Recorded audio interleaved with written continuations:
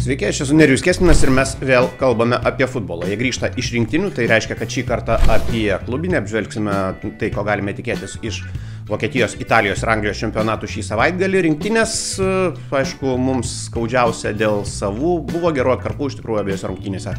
Buvo gerų atkarpų, bet turnyro lentelėje ir toliau nulis. Tęsime laidas ir toliau, aišku, prenumeruokite kanalą, ateis laikas bus ir Karolis vėl. Šiandien aš su jumis pasikalbėsiu vienas.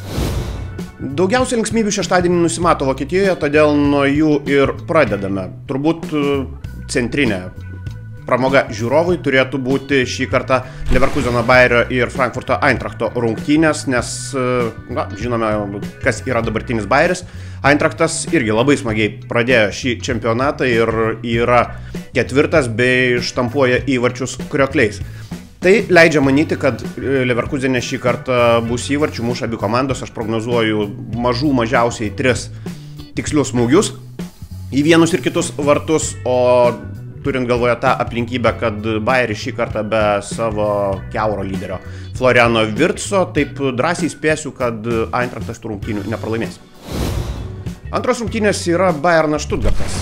Bayernas blankiai žaidė prieš rinktinių pertrauką ir tai yra tas klubas, kuriam būtent jam ir buvo naudinga ta pertrauka ir galimybė susirinkti mintis, susidėlioti kas ir kaip, sukaupti papildomai jėgų ir sportinio pykčio. Tas sportinis pyktis, manau, ir gali būti blogas ženklas Stuttgartui šį kartą, nepaisant to, kad Bayernas versis be Džamalo Muzialos.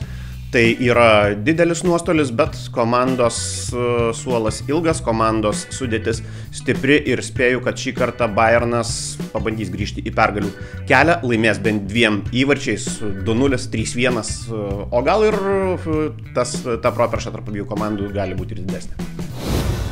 Anglija. Smagų reginį turėtume turėti Anfielde šį kartą. Liverpoolis Chelsea per pastarąsias 5 rungtynes sumušė 17 berods įvarčių.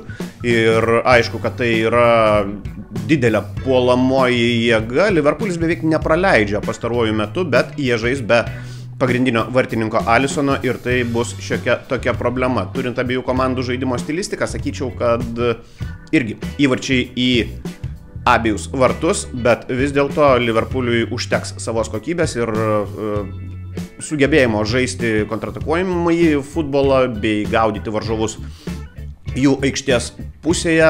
Spėčiau, kad Liverpoolis tas rungtynes laimės, bet įvarčių bus ir vienose ir kitose vartuose.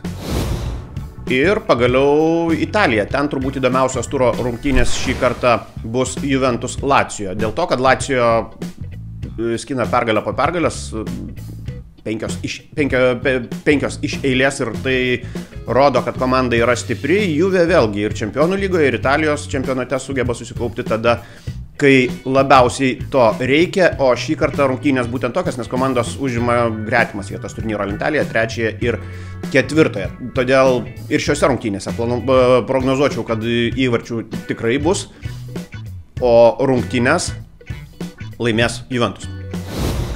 Šį kartą tiek, prenumeruokite kanalą, o mes susitiksime kitą savaitę.